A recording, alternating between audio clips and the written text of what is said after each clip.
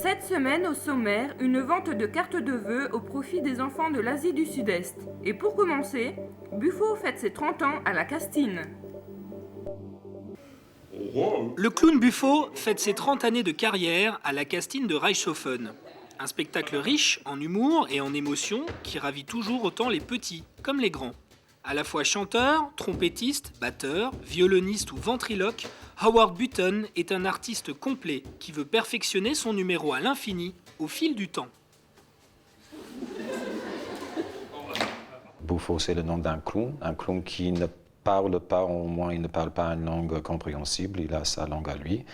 C'est un être très très naïf, à ne pas dire innocent, c'est-à-dire qu'il est tellement naïf qu'il ne sait même pas à quoi servent les objets de tous les jours, comme un balai, comme une poubelle.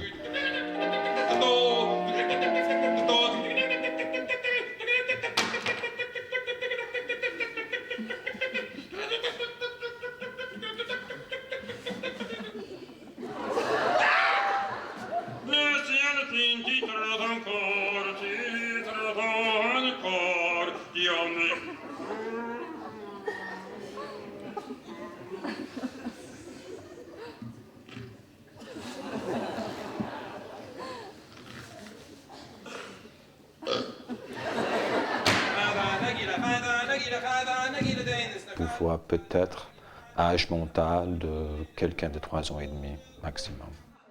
Quand j'étais petit, ma mère était artiste de musical, danseuse, chanteuse, et donc on dansait, on chantait toute ma vie, vraiment toute ma vie.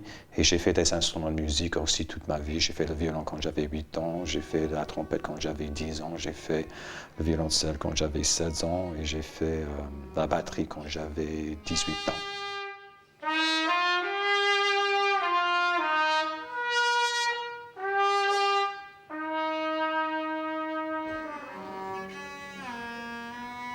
Pour être un vrai clown, pour un tout public, c'est pas pour les enfants particulièrement. Il faut que le personnage soit crédible sur la scène.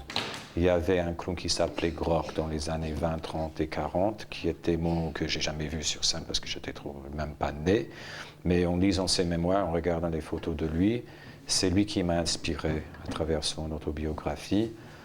Et lui, il parlait de la même chose, qu'il faut que le clown, le personnage soit très bien joué comme par un comédien qui joue tellement juste qu'on ne peut pas imaginer que le clown n'est pas vraiment... On ne peut pas imaginer l'homme derrière le maquillage.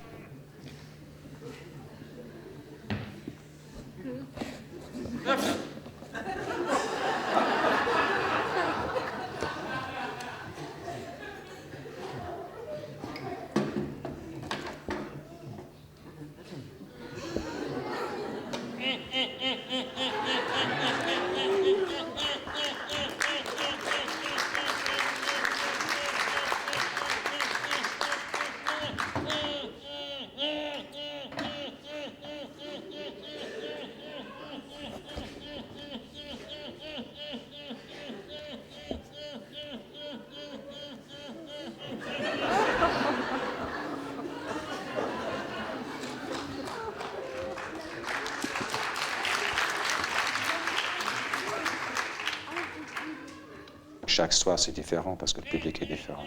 C'est comme une conversation avec quelqu'un d'autre chaque fois.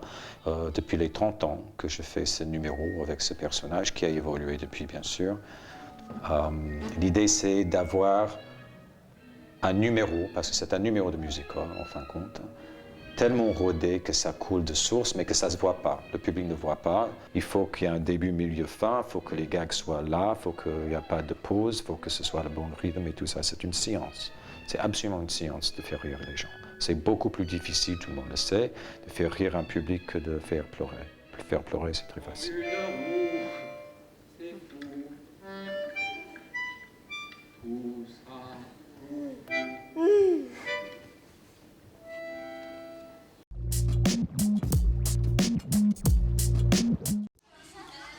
Par solidarité avec les enfants victimes du tsunami en Asie du Sud-Est, les écoliers de Dunbar-Neuenhofen ont réalisé une vente de cartes de vœux.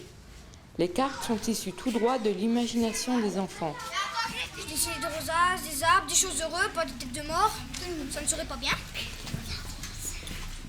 Il y a encore des arbres, il y a des paysages, des rivières, des oiseaux, des lacs. Eh bien, les enfants étaient très rapidement sensibilisés au sort des enfants d'Asie du Sud-Est et ils se sont sentis très concernés par le fait que ces enfants n'aient plus de domicile, n'aient plus d'école. Et donc, ils voulaient aider ces enfants à reconstruire leur milieu. Tous les habitants des deux communes ont participé à l'effort en achetant les cartes de vœux des enfants de l'école.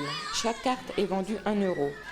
Les donateurs ont été généreux puisqu'en moyenne, ils ont donné 3 € par carte achetée. Total de l'opération, 367 € ont été récoltés au profit de l'UNICEF.